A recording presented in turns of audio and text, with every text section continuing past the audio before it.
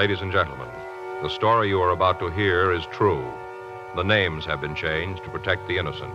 Dragnet is brought to you by Chesterfield. For the taste you want, the mildness you want, a really refreshing smoke. Buy America's most popular two-way cigarette, Chesterfield. They satisfy millions.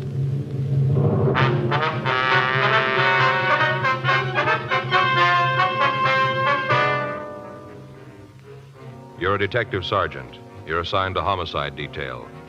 A killer's loose in your city. You don't know who he is or where to find him. You don't know who his victim will be. Your job, stop him. You hear it everywhere. Chesterfield's for me. Here's how television star Robin Chandler puts it. There's so many reasons why I like Chesterfields. I like the pack. It's smart looking. And I like the way they taste. All in all, I'm convinced Chesterfields are best for me, and I prefer the regular size. Now let's hear from stage and movie star John Hodiak. It's Chesterfield for me, all right. I've smoked them for 9 years. Now I like a longer smoke, so I go for the king size. They're great. Yes, no king-size cigarette satisfies like Chesterfield king size. So join the swing to Chesterfield King. Get the taste you want, the mildness you want, a really refreshing smoke every time. Change to Chesterfield, regular or king size, America's most popular two-way cigarette.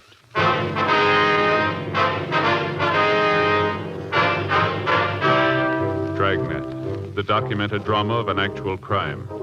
For the next 30 minutes, in cooperation with the Los Angeles Police Department, you will travel step by step on the side of the law through an actual case transcribed from official police files. From beginning to end, from crime to punishment, Dragnet is the story of your police force in action. It was Tuesday, May 13th. It was warm in Los Angeles. We were working the day watch out of homicide detail. My partner's Frank Smith. The boss is Captain Lorman. My name's Friday.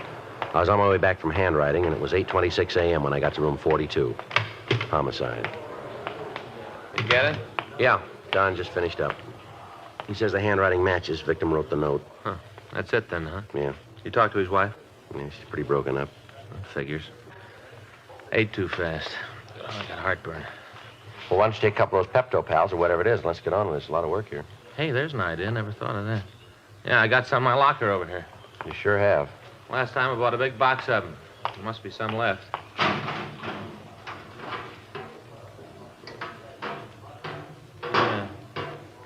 Find them? Yeah.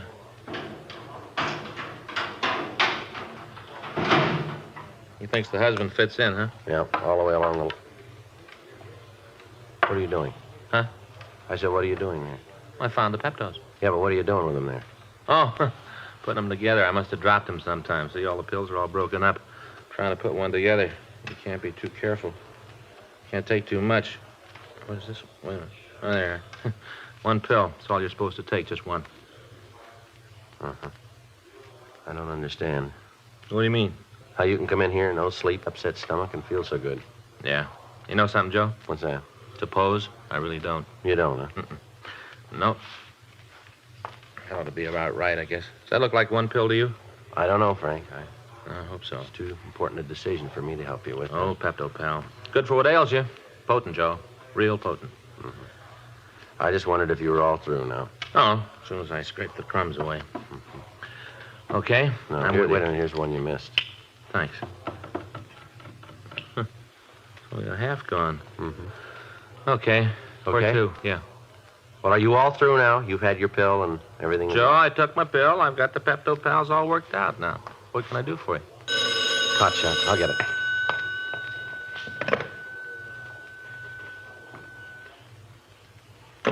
For us? Yeah, shooting at the corner of Broadway and San Julian. Who's the victim? Traffic officer.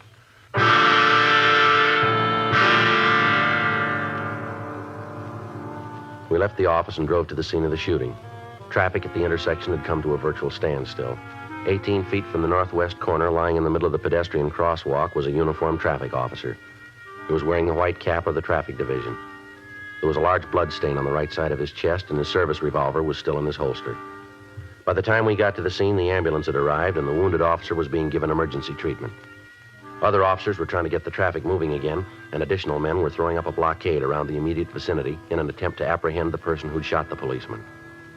Captain Lorman and Chief Detective Thad Brown arrived and took charge of the search. Frank and I checked through the crowd that had gathered, and we found a witness to the shooting. I saw the whole thing, officer, right from the beginning. I saw it. Just about the most awful thing I ever saw. All right, sir, if you'll just give us your name. Roy Hickok. It's Hickok. All right, Mr. Hickok. Now, if you'll tell us what happened. Well, I was on my way to work, walking down the street. I got to the corner here, Broadway and San Julian. I got to the corner and I stopped for a light. Go ahead. I just stood there waiting for it to be time to cross. All of a sudden, this car came up and slid to a stop. The light changed and he had to stop. Uh-huh. He must have been going pretty fast because he went clear out into the intersection. And the officer, the one who was shot, held up his hand. I think that was the only reason the driver didn't run the light. The officer held up his hand. All right, sir, go ahead. Well, the fella stopped, but he was right in the middle of the crosswalk. Everybody had to go around the car, out into the intersection. Mm-hmm. He was right in the middle, and we all had to go around it. Yeah. Well, he just sat there.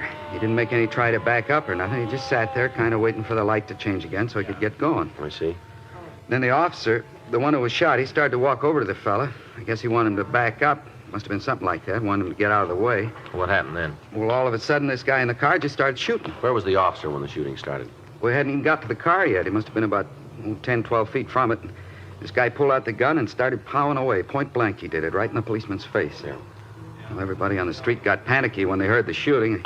Started to run everywhere, yelling, screaming, real panic. What'd the officer do? Nothing. He stood there and looked surprised. And then he tried to get his gun out of the holster, but, well, before he could do it, the fellow in the car shot a couple more times, and the policeman fell down. What'd he do then?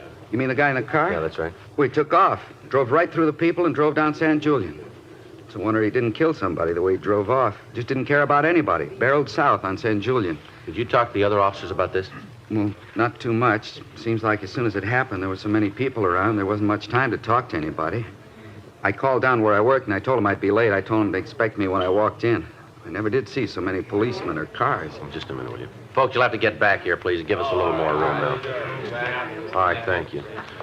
Can you give us a description of the car? The one the killer drove? Yes, sir. Well, you bet I can. I can tell you all about it. All right, would you go ahead? Well, it was a dark-colored sedan. A dark blue. Mm-hmm. What kind of car was it? You mean the brand? Yes, sir. Well, I'm not real sure about that. It all happened so fast. All of a sudden it was over. I only got a kind of a quick look at it because I wasn't paying much attention to it. Now, look, folks, you'll have to stay back here, please. Frank, hold him back over there, will you? Now, what kind of a car was it? Well, I think it was either a Plymouth or maybe a DeSoto, but I'm not sure. But you're pretty sure about the color, are you? Oh, yeah. It was blue, dark blue. Now, what about the man driving the car? Did you get a good look at him? Yeah, I guess just about everybody did. Sitting out there in the middle of the street like that. Everybody that went by him had a look at him. Could you give us a description of him? Well, what do you want to know? Well, how about the color of his hair? It was light, not real blonde, but a light color. How about his eyes? It looked like they was blue. Mm-hmm. About how old would you say the man was? Oh, I don't know, maybe 24, 25, around in there. He wasn't real old. Was he clean shaven? Yeah. How about glasses? Do you remember? Was he wearing them? No. Was there anything about him that'd make it easier for us to identify him? I don't think I know what you mean. Well, was there anything about him, a scar, maybe a birthmark, something like that you might have seen? Not that I remember. Might have had something like that, but if he did, I don't remember. Did you have the chance to see what the man was wearing? Well, just that he had on a white shirt and a jacket. It looked like the ones they issue in the Army. The kind of windbreaker type, light material. Uh-huh. Did the man say anything? If he did, I didn't hear it. As soon as he started shooting, it seemed like the roof come off. All the noise, everybody yelling, trying to get out of the way of the bullets. If he said anything, I sure didn't hear it. I see. Now, is there anything else that you can give us on the man? Well, there is, Sergeant, but I feel a little silly about it. Well, what's that, sir? What's about the car? I told you I didn't pay much attention to it, not at first. Well, after the shooting started, then I got as good a look as I could. Mm-hmm. I got a pretty good look at the back of it when the guy took off. Just a minute, I didn't hear you. I say I got a pretty good look at the back of it when the guy took off. When he went down the street. I see. I feel a little silly because I didn't get more. How's that? The license number. Yeah. I could only get 4 of the numbers.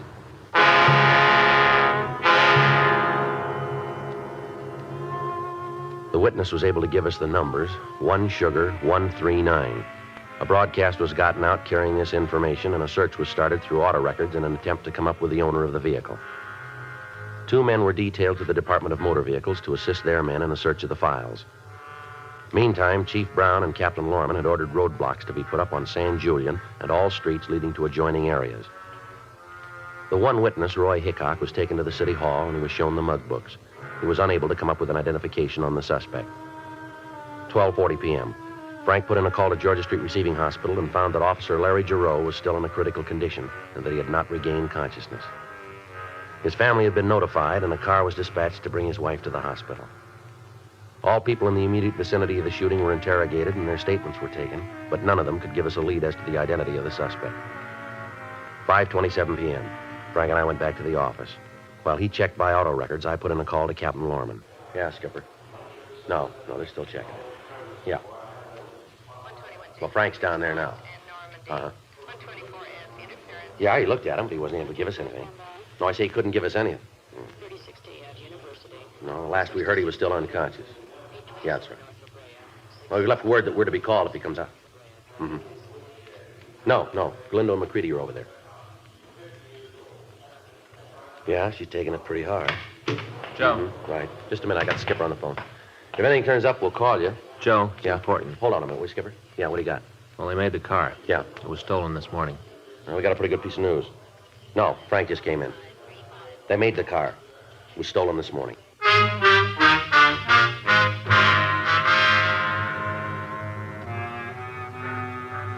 We got in touch with the owner of the car and we talked to him. He told us that he'd noticed that the car was gone from the place where he'd left it the night before and that he filed a report on it immediately. We got a full description of the vehicle and a supplementary broadcast was gotten out. 8:14 p.m. We got a call from Georgia Street Hospital telling us that Officer Giroux had regained consciousness and he could be questioned. Frank and I left the office and drove over to see him. By the time we got there, however, he lapsed into a coma again. We talked to Dr. Sebastian. He told us that he'd removed 4 bullets from Giroux's body. One of the shots had severed the officer's spinal cord. In the event that he pulled out of it, he'd never walk again. Frank and I talked with Galindo and McCready. They'd been able to interview the wounded officer, but they hadn't been able to get any additional information from him. As we walked down the hall, we met Mrs. Giroux. Sergeant Friday? Yes, ma'am? I'm Ellen Giroux, Larry's wife. Yes, ma'am. Do they know yet? Do they know if Larry's going to be all right? Well, it'd be better if you talked to Dr. Sebastian, Miss Giroux. I have. He tells me they don't know yet. How can they say that? They don't know. Larry's been here for almost 12 hours. They must know something. Why won't they tell me? We're sorry, Miss Giroux. Have you caught the man yet? The man who did this to Larry, have you got him yet? No, ma'am, not yet. Then what are you doing here? Why aren't you out looking for him? We're doing everything we can, ma'am. But you haven't caught him. You're all running around looking, but you haven't caught him. Well, that's doing a lot of good. It makes me feel a lot better to know that the man who shot my husband is still running free. We're sorry. That doesn't help, Sergeant.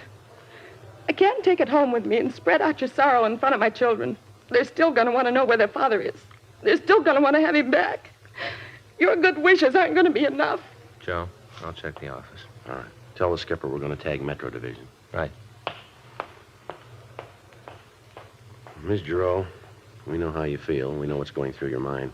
My partner there was just shot not too long ago, and I've been right here in this same place waiting for a report, too, just like you. I know what it is to see the doctor come out of a treatment room and not say anything. I know there isn't much I can say to make it easier. But we can tell you this. There are 4,000 policemen in this city. Every one of them's looking for the man who shot your husband. Joe? Yeah. The suspect? Yeah. They found him.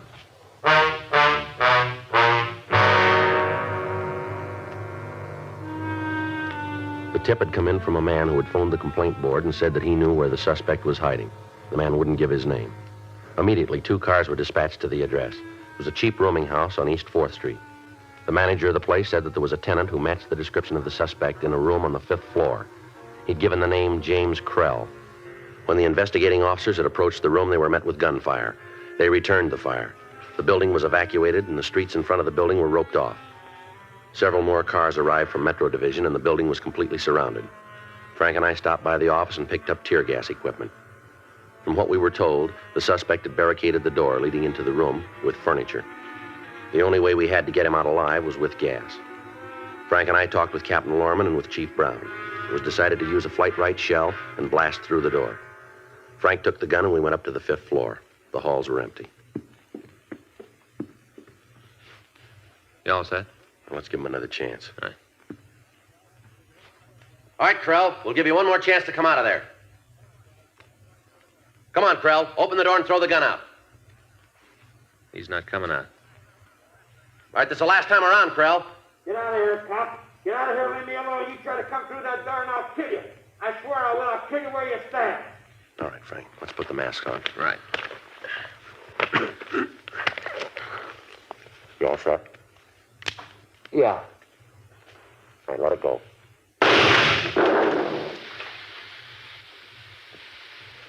Should be coming out. Yeah. He's moving that furniture. I'll cover this side. All right, watch it. I'm coming out. I give up. I quit. All right, throw that gun out here. Throw the gun out first, and then you follow it. Okay, I'm doing what you say. Here's the gun. I quit. Here's the gun. I got it. All right, Crow. Come on out with your hands behind your head. Come on, move. All right, don't shoot. Don't shoot. I'm doing like you say. I'm coming. All right, come on, move. Down here. Come on, move, Crow. All right, this'll do. Now stand still.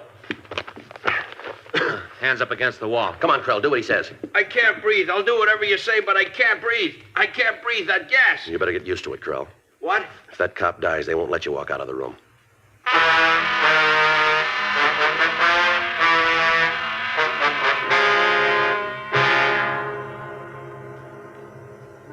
The suspect was taken to Georgia Street Receiving Hospital for treatment. When the investigating officers had approached the room that he was hiding in, Krell had shot at them through the door. They'd returned the fire, and one of the bullets had shattered his left wrist. We got his full name, and we ran him through R&I.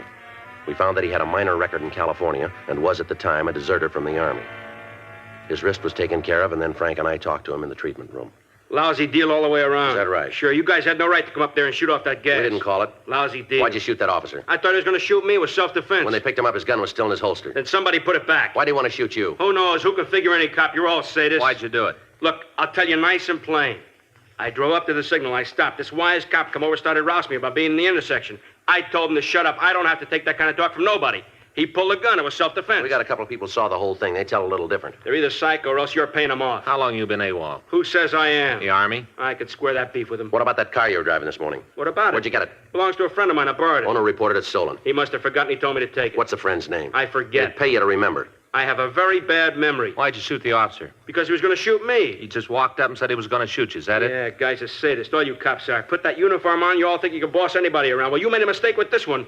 Isn't anybody bosses me around. How long you been in town? Why? Answer the question. Couple of weeks. You've been AWOL for over 6 months. Now, where you been? Around. Where? I like to travel. Manager of that rooming house says you just checked in this morning. Is that right? You talked to her. I didn't. All right, where you been staying?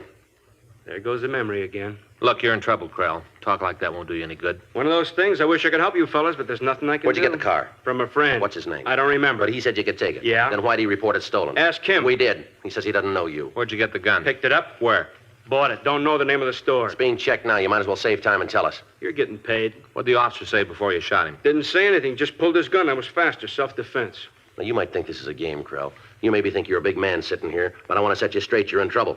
More trouble than you've ever been in before. We've got at least 20 people who saw you deliberately gun that cop. They're willing to swear to it in court. You know what I think it was? Now, you go ahead and tell us. There was this kind of purple flash, and all of a sudden this cop was laying there. Maybe it wasn't self-defense. Maybe it was temporary insanity. Hey, how's that sound? Temporary insanity. He die? No, not yet. Cops and cats, you can't kill them. You made a pretty good try. All right, mister, on your feet. What for? Come on, let's go. We're going to jail? Get up, Krell. Come Maybe on you're up. going to take me to the gas chamber right now, huh? Do without a trial or nothing. Just lock me up and drop the eggs. You're awful close to it, mister. You got to get me there first. You're standing in front of it right now. I tell you what, I'll give you 10 to 1 I don't make it. Come on. Well, I bet you guys would just love to have me make a break, huh? Now, you listen, Krell. With that arm, we can't put handcuffs on you, but you're still in custody. Don't try anything. Well, how about it? You'd like that, wouldn't you? Get your pictures in all the papers. Heroic cops killed criminal. All right, in here.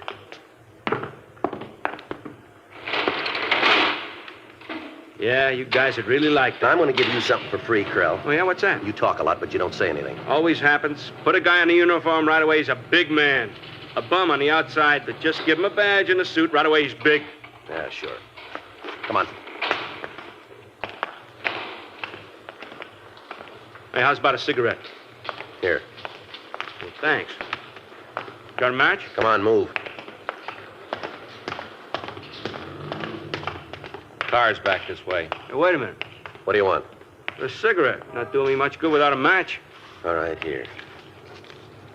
Grab him, Joe. Hold it up, Krell. All right, Krell, hold it up. Hold it up or I'll shoot. He's down. Come on.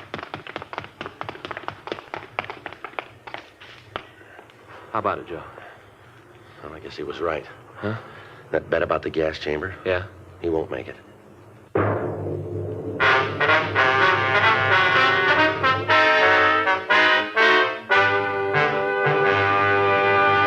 You are listening to Dragnet, the authentic story of your police force in action. One of the world's greatest laboratories gives today's Chesterfield every conceivable test for quality, for mildness, and for taste. But Chesterfield research continues beyond that of any cigarette. You've all heard of tea tasters and wine tasters. Several years ago, the makers of Chesterfield organized the first group of cigarette tasters in America. Today, they are experts in the field of cigarette taste, mildness, and satisfaction.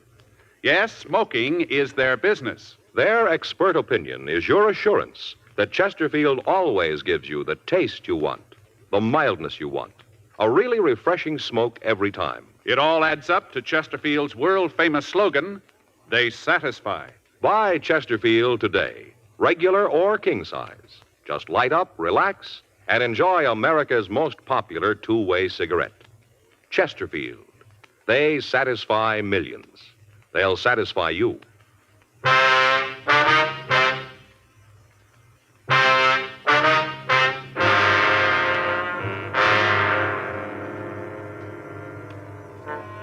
A doctor was called down from the hospital, and the suspect, James Krell, was pronounced dead. The body was removed to the county morgue. In going over the dead man's effects, we found a receipt from one of the downtown hotels. There were 2 names listed on it, and a notation to the effect that the rent on room 517 had been paid for a week. The other name on the slip was Sidney Larson. We checked it through R&I, and we found that Larson had a long felony record in California and had been paroled 2 months previously. The report came back on the gun that Krell had used. It was among 7 revolvers that had been stolen from a hardware store in Tulare on May 6th. The other 6 guns were still missing. We checked with Dr. Sebastian on Officer Giroux's condition. We were told that the policeman was still unconscious, but that he had passed the critical stage. Mrs. Giroux collapsed when she heard the news that her husband would never walk again, and she was placed under sedative. 10:48 p.m. Frank and I left the office and drove over to the hotel named on the receipt that we'd found. It was a run-down place with a potted rubber plant in the lobby. We rang the bell on the counter and waited. Yeah? You the manager here? Well, right now I am, yeah. Why? Police officers. Want some information. About what? Take a look at this. That one of your receipts? Let me take a look. Now, wait a minute. Let me get the lights on so I can see. Yeah, there's the name right on the top. Sure looks like it's one of ours, don't it? You recognize the 2 names on it? Oh, wait a minute. Yeah, I do. Yeah, I recognize him good. This fellow Larson's he in now? Well, I don't know. We don't keep a very close tab on the people who stay here. Service isn't too good, but we don't ask questions. Change the sheets once a week. We don't ask questions. Is he in? Well, he might be. I'd have to check it. There's a police investigation, mister. Is Larson in? I'll check the box.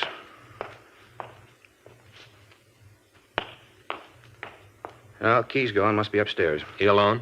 Can't say. Might be. I didn't hear nobody go up, but then I don't listen too good. Show us the room. You mean I gotta go up with you? Come on, mister. Let's go. Look, we got a nice, quiet hotel. We don't cause no trouble. There's no reason for you cops to come snooping around. You got the pass key? Yeah. Let's go. Have to take the elevator up. I can't go the stairs. All right. Go ahead. Mm-hmm. 5th floor, isn't it? Mm-hmm. That's what they paid for. How long the 2 of them been here? Huh?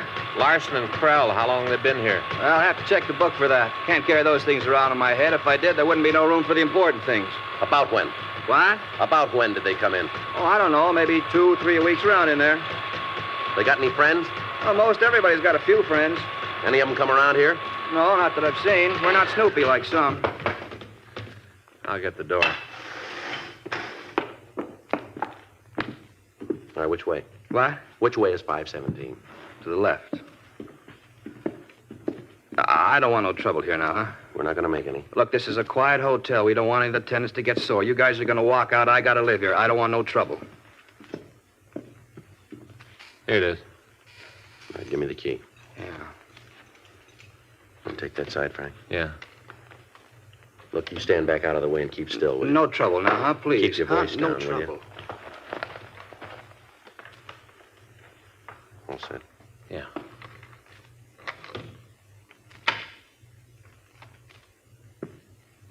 like he's asleep. All right, you take the right side. He's got a gun. Get out of here, cop! All right, come on. Drop it. Watch it, Frank. Yeah.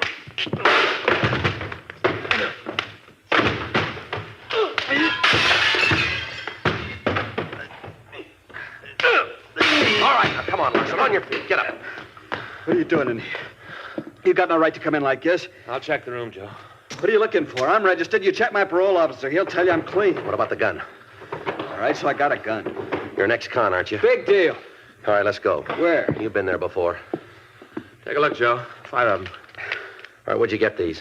You find out, cop. You're getting nothing from me. All right, come on. Take it easy. Let's go. What about Krell? You get him, too? That's right. You got him in jail? He's dead. Krell? That's right. He tried to make a break and it didn't work. Poor kid. Didn't know what it was all about. Wanted to be a tough guy. Yeah, and you were going to show him how, weren't you? Nice kid. He wanted to be a big man. We had it all planned. Gonna hit the big time. Got the guns. He went out to get a car this morning. That's probably why he killed the cop. Krell got scared. He didn't know he wanted to be big. He wanted people to talk about him. Don't worry about it, mister. Huh? They will.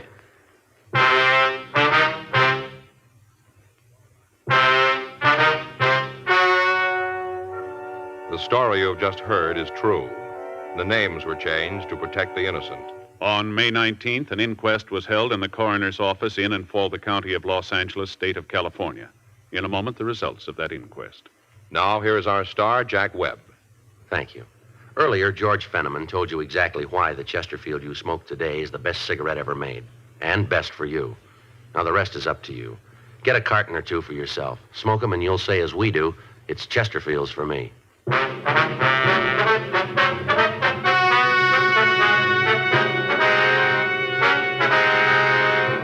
The coroner's jury returned a verdict that the death of James Edward Krell was justifiable homicide. Sidney Carter Larson was filed on for ex-convict with a gun, and upon completion of sentence on that count was released to the authorities of Tulare, California, for prosecution on a charge of burglary.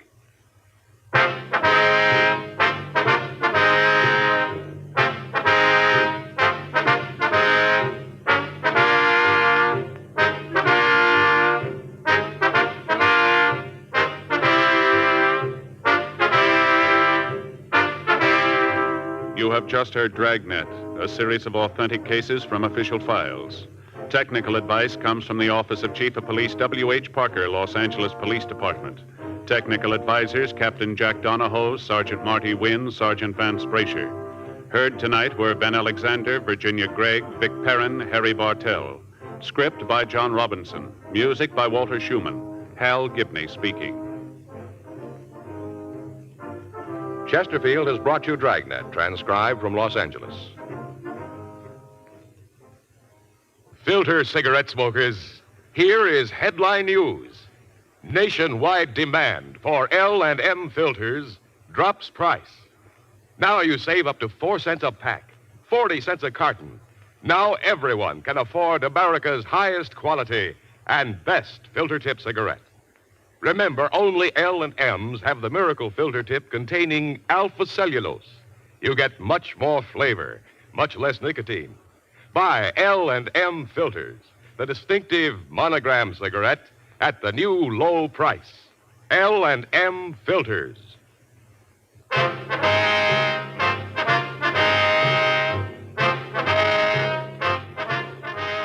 Hear Crime and Peter Chambers following John Cameron Swayze on the NBC Radio Network.